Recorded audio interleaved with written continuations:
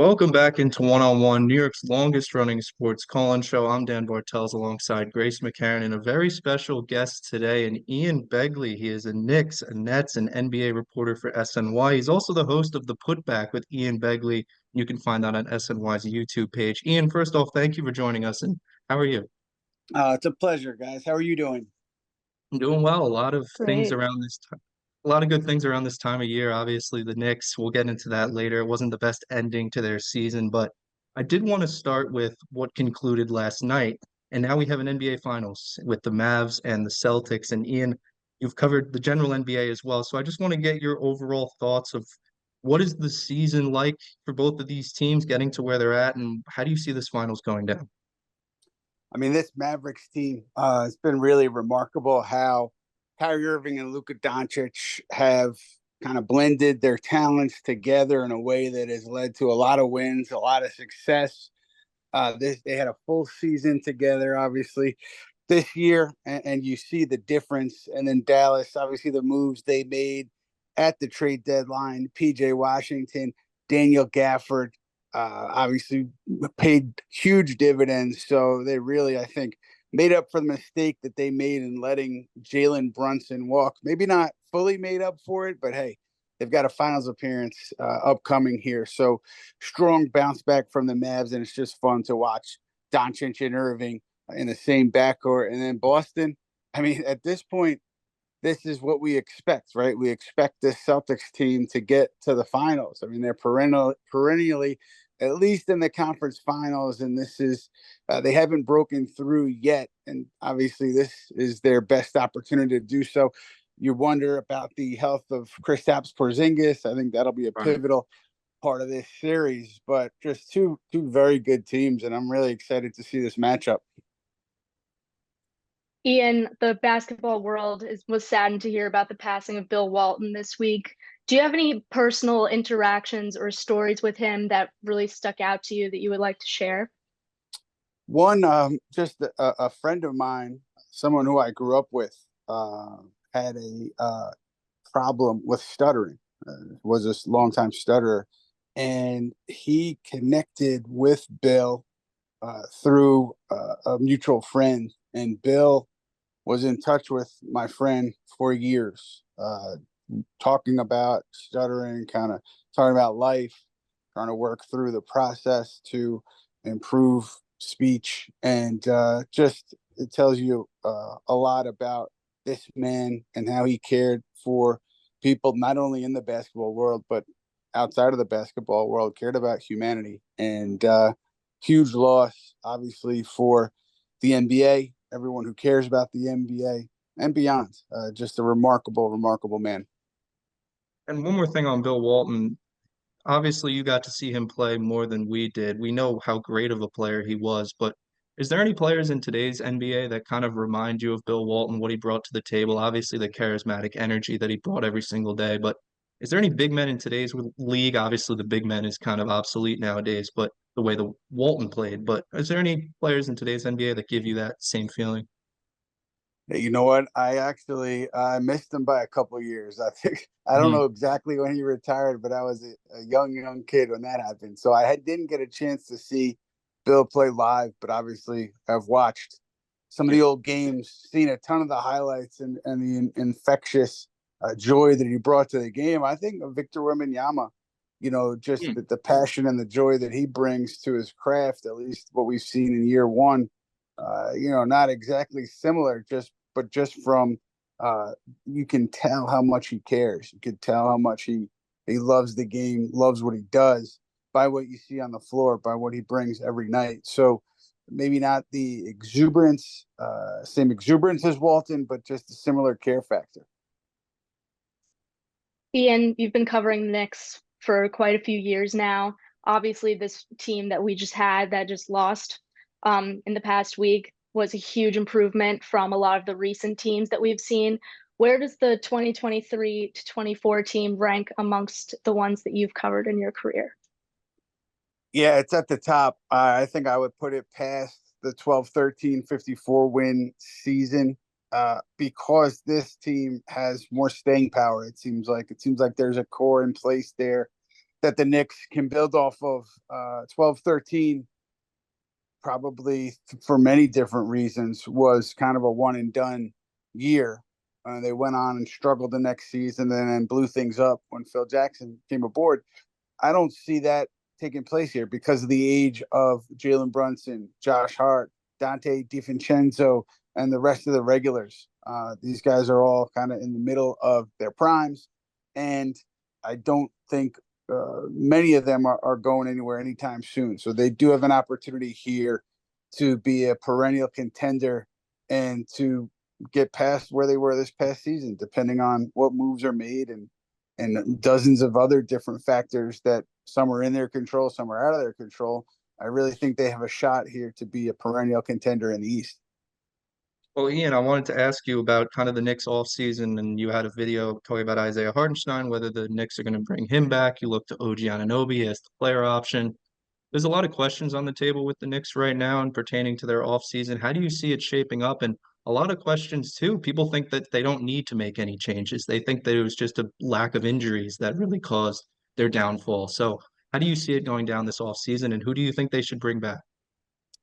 Yeah, if I'm guessing, right? If I'm guessing, I would guess that they get a deal done with OG Anunoby. I think he'll have, I mean, I know he'll have interest from other teams, including Philadelphia, but I don't think the Knicks would allow him to leave after the way he impacted winning and what they gave up to get Anunoby in a trade. You don't let that player walk out the door.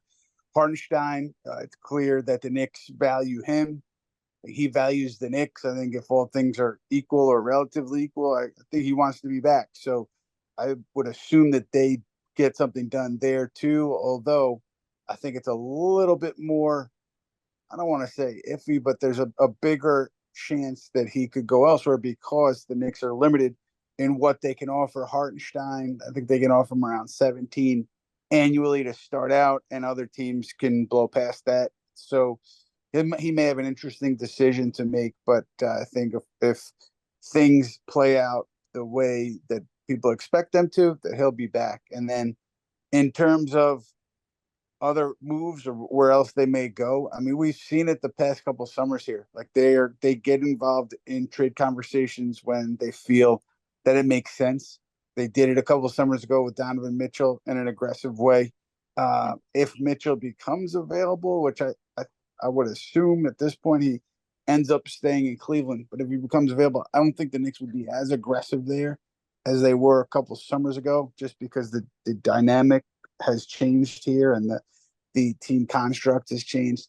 But I do think, if other players become available, other bigger name players, maybe Paul George, if he decides not to re-sign with the Clippers and he looks elsewhere, Minnesota, who knows what they do with their tax situation up there. There are going to be opportunities, and I would expect the Knicks, I think they will, at least make calls and see what the market is for those players if and when they become available in trade talks this summer. I wanted to talk a little bit also about the impact that Tom Thibodeau has had on the Knicks franchise in the past couple of years. How do you think he has impacted their culture in recent years, and how do you think he'll continue to do so in the next couple of years? Yeah, the first order of business for the Knicks and Tom Thibodeau is to hash out an extension because he's going into the final year of his contract, excuse me, as a head coach, and nobody likes to coach on a lame duck deal. So I'm sure they'll work out an extension at some point. The number monetarily is going to be interesting. The length of the extension is going to be interesting, but they'll get something done. And then what you've seen from this team is something to me that is such an important part of success in the NBA.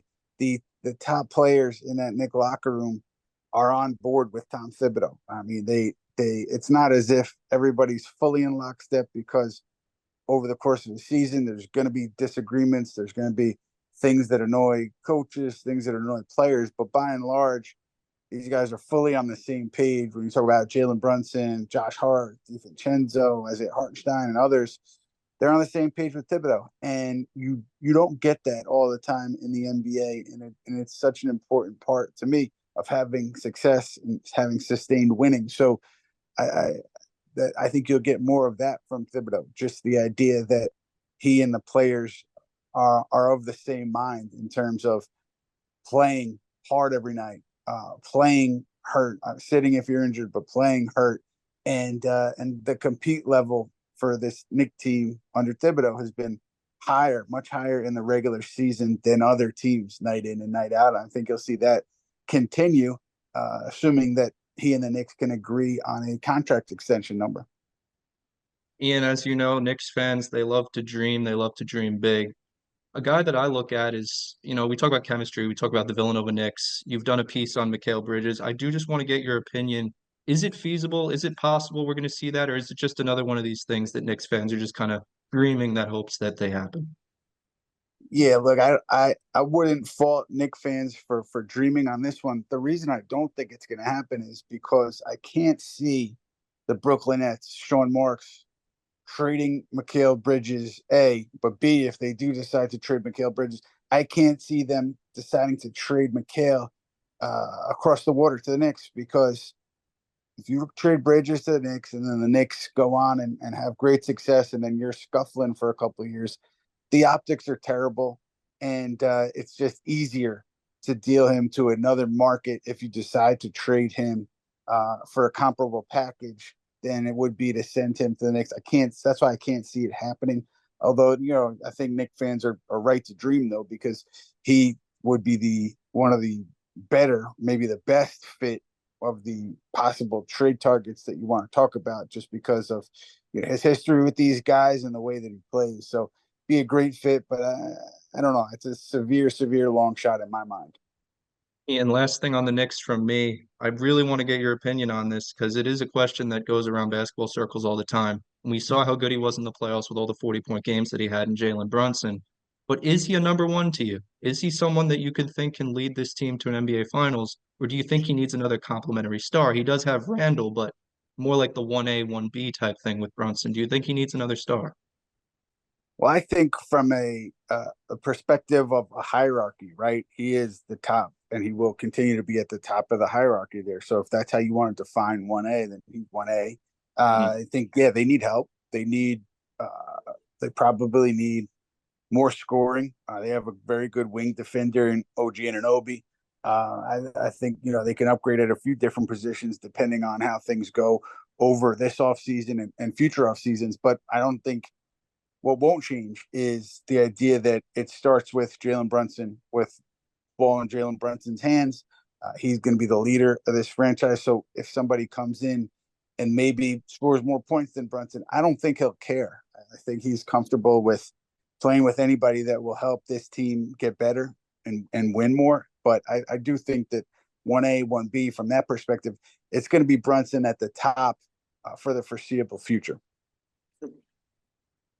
I wanted to turn it over a little bit to Brooklyn. Obviously, a different situation completely from that of the Knicks. Since they recently hired a new head coach in Jordi Fernandez, how do you think having him at head coach could help the Nets improve from what was an underwhelming season last year? Yeah, it's interesting, the Fernandez hire, because first time head coach, right? He'll be coming in and kind of learning the ropes, learning things on the fly, as you've seen past first year head coaches. But the idea with the Nets, I think they'd be okay with, you know, struggling through another season and getting to the off season of 25 where they'll have significant cap space to spend. So I think I mean, look, if they have an opportunity to go out and trade for a top player, let's say one of the guards in Atlanta, I'm sure they'll seriously consider it. But I do think now with the Fernandez hire, I think an option for them is to go and kind of develop through another season and get to that place where you have the cap space and then you make your big play. So to me, that's what the Fernandez hire signals. Like if you were going to bring in Mike Budenholzer, for example, it's going to be a win now situation. And so the idea that they went a different direction, tells me that they have a little bit more patience or taking a longer view on this thing in Brooklyn. Also talking about the Nets and their off-season plans, is there anyone that you look at specifically, whether it be Cam Thomas, Cam Johnson, any of these guys, Day'Ron Sharp? Is there any player that you could see being moved this off-season, or one player that really kind of needs to be moved if you're the Nets? Yeah, in terms of any big trade talks, I would assume it's centered around, or if not centered around, a significant player there would be Cam Thomas, because he'd be coming up for an extension after next season, and he's shown you that he can score the basketball. I think the Nets believe he's improved in other areas of the game, distributing the ball. So I think it would start there with their draft picks and with Cam Thomas, considering his age and what he's done so far in his career and the contract situation. So I think that's the player that I'd start with, because they're going to re-sign Nick Claxton. I think you can expect that to happen. And then you look at their other players, and I don't think anyone is enticing from a combination of potential upside, age, and where they are with their contract than a Cam Thomas is. What would you say is obviously there's a lot of differences between the Knicks and the Nets right now, but what do you think puts the Knicks over the top in the fact that they're ready to win? Where did the Nets lack in that concept, do you think?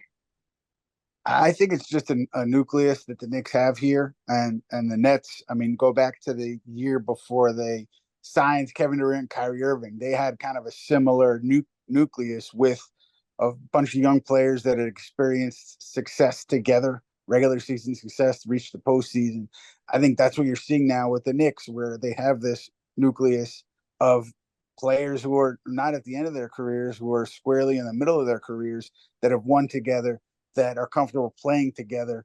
And the Nets do not have that at the moment. Not saying they could not develop that, but based on what we saw last year, they did not have it, and they were far from that. And I think that's, to me, primarily the difference right now, is that core that you can build off of is there in New York, and it is not there right now in Brooklyn. Last one from us here, Ian. And again, we thank you so much for your time, and we know that it's very valuable.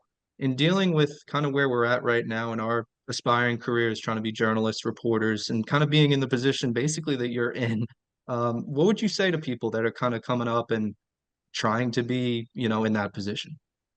It's funny. I When I came in, right, it was 2005, and it was the newspapers, were declining, but we're still a viable avenue for a career. And now so much has changed, right? Social media, digital media, different platforms, different forms of storytelling, reporting. But one thing that I don't think will ever change, though, is just the idea that you learn on the job in this industry. Like you obviously learn a lot in the classroom, and you can get a lot from your classroom experience, but you learn so much just by being out in the field or being in a newsroom setting where you're, relied upon as an intern or an employee. So I would just encourage everybody to pursue those out of classroom opportunities aggressively, and do as much as you can just to get the experience under your belt, to get a feel for what it's like to be out there doing the job kind of on your own. And I think that's where a good amount of learning happens. And then I think it's true of any industry, but particularly with our industry, just be flexible, be adaptable to do new trends, new ways of storytelling that may be coming about. And the other thing that I don't think will ever change is work on your networking and your reporting, no matter what position you're in.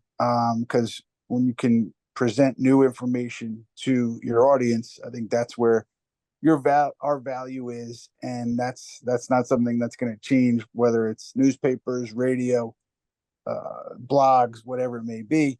So those are the things that I would say in terms of young people coming up and breaking into this industry. Ian, thank you so much for your time. You can catch Ian on the Putback with Ian Begley, SNY's YouTube page. Basically every week you put out great content, Ian, and continue to do what you do. We're looking up to you from below. I appreciate you guys. It's great to be with you, and wish you best of luck. And let's do it again soon. Absolutely. We'll be right back on One on One.